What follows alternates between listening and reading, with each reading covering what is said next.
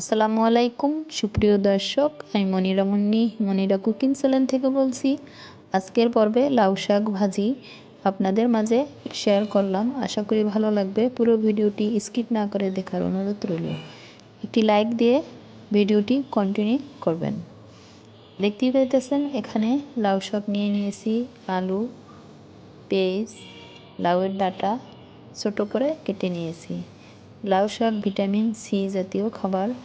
লাউ শাকে আছে ক্যালসিয়াম, পটাশিয়াম ও ম্যাগনেসিয়ামও কিন্তু আছে। দেখতে পাইতেছেন এখানে আমি লাউ শাকগুলো লাউয়ের ডাঁটা থেকে কেটে নিয়েছি। এরপরে ছোট ছোট করে ডাঁটা কেটে নিয়েছি, আলু কেটে নিয়েছি, কাঁচামরিচ ও পেঁয়াজ মাঝখান থেকে কেটে নিয়েছি। শাকগুলো ছোট ছোট করে কেটে এখন পরিষ্কার পানি দিয়ে সবগুলো পরিষ্কার করে নেব। চুলায় একটু প্যান বসিয়ে দিয়ে দেব 2 কাপ পানি।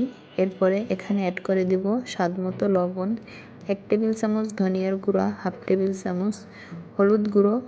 এরপরে আগে থেকে কেটে রাখা ডাঁটা ও আলু এখানে দিয়ে ঢাকনা দিয়ে ঢেকে দিব, একটু নাড়াচাড়া করে। লাউয়ের শাক সবুজ রেখে রান্না করার জন্য এই ছোট ছোট টিপসগুলো আপনি ফলো করলে আপনিও সহজে রান্না করে নিতে পারবেন।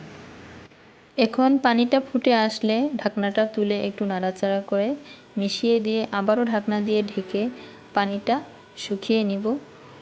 প্রথম দিকে চুলার আঁচ হাই ফ্লেমে রেখে পানি ফুটে আসলে চুলার আঁচ হালকা টু মাঝারি আঁচে রেখে পানিটা শুকিয়ে নিতে হবে। দেখতেই পাইতেছেন এক পর্যায়ে পানিটা শুকিয়ে গিয়েছে। আমার এখানে সময় লেগেছে মোট 7 থেকে 8 মিনিট। এখন আবার লাউ শাকগুলো দিয়ে ঢাকনা দিয়ে ঢেকে 3 থেকে 4 মিনিট পর ঢাকনা তুলে একটু নাড়াচাড়া করে শাকগুলো উল্টিয়ে পাল্টিয়ে দিব। রান্না করার ঠিক আধা ঘন্টা আগে শাকগুলো পরিষ্কার করে পানি ঝরিয়ে নিতে হবে। এরপরে দেখতেই পাইতেছেন আমি উল্টিয়ে পাল্টিয়ে দিব। যে যেখান থেকে আমার ভিডিওটি দেখছেন দেখতে থাকুন। দেখতে দেখতে এক সময় ভালো লাগা ভালোবাসা হয়ে যাবে। ও আমার নতুন বন্ধু আছেন যারা আমার চ্যানেলটি সাবস্ক্রাইব করে বেল আইকন বাজিয়ে দেবেন, যাতে আমার নতুন ভিডিও সবার আগে আপনার কাছে পৌঁছে যায়। একটি লাইক ও কমেন্ট করে আপনার মূল্যবান মতামত জানিয়ে দিতে পারেন।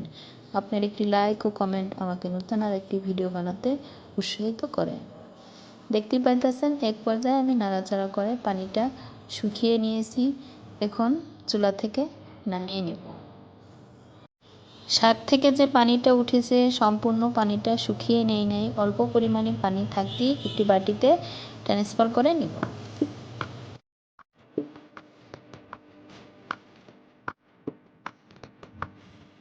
এখন চুলায় প্যান বসিয়ে আবারও পর্যাপ্ত পরিমাণ তেল দিয়ে দিব কাঁচামরিচ ও পেঁয়াজ কুচি।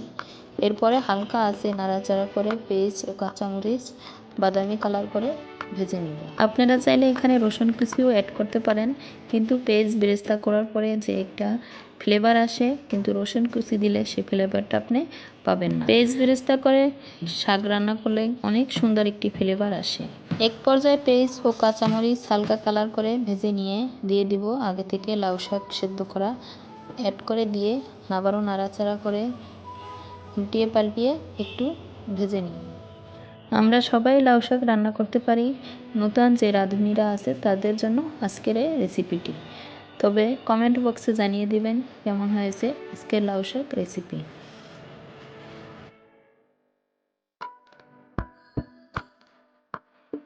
লবণ চেক করে দেখেছি, এখন এখানে কিছু লবণের প্রয়োজন আছে। আমি অল্প পরিমাণে লবণ এখানে অ্যাড করে দিয়ে পরে নাড়াচাড়া করে দিয়ে দেব কিছু ধনিয়া পাতা। এর ঢাকনা দিয়ে ঢেকে আবারও 1 থেকে 1.5 মিনিট চুলার আঁচে রেখে চুলা থেকে নামিয়ে নেব। এরপরে আপনাদের পরিবেশন করে দেখিয়ে দিলাম। যে যেখান থেকে ভিডিওটি দেখছেন ভালো থাকবেন, সুস্থ থাকবেন। আল্লাহ হাফেজ।